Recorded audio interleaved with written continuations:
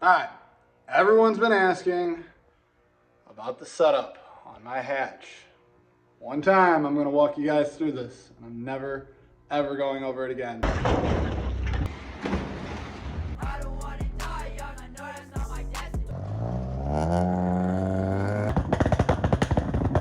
I noticed the inside was open. And on that note, welcome to the channel. Alright, for starters, you will not get this low without shortened spindles. It gives you more room up here so that these don't bottom out. All right, that's number one. Number two, these are Maxpeedingrod coilovers. So this bucket down here moves up and down. And this spring is compressed by this lock ring. Crank it all the way up till this one bottoms out, and then bring this down until it touches. That is literally it. And then put extended top hats. This is what keeps your shit tight. So extended top hats, all the bushings they give you, and there's one washer underneath this. All the bushings, the last washer, this nut, and then this is just threaded on there for looks, so don't think anything. There's a lot, all the threads are right here. So yeah, that brings everything up.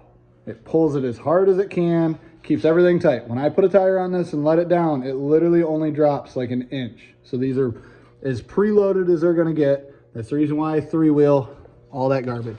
My tie rods, you don't have to do this, but my tie rods are flipped over so that this is as level as it's gonna be. So when I'm driving down the road, the tie rod doesn't pull in and out on this. Stock, it would be tilted at like a 30 degree, and every time you hit a bump, that last little bit of movement pulls your tire in and throws you all over the road. That's the reason why you see these videos and these kids are literally bouncing all over the fucking place. It's because of that.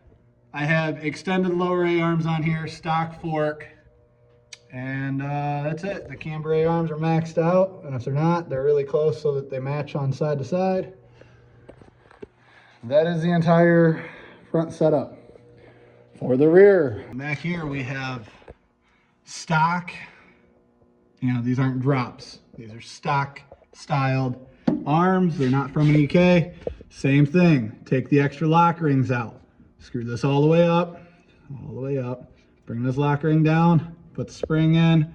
Same thing. Extended top hats, washer, extended top hat, all the bushings on top. And then this will literally, I don't have any movement in my back end unless you jump up and down. It is, the weight of the car does not move it on its own unless you hit bumps. Like, it doesn't settle. When you jack the car up, this wheel doesn't drop at all. That is as tight as you're ever gonna get.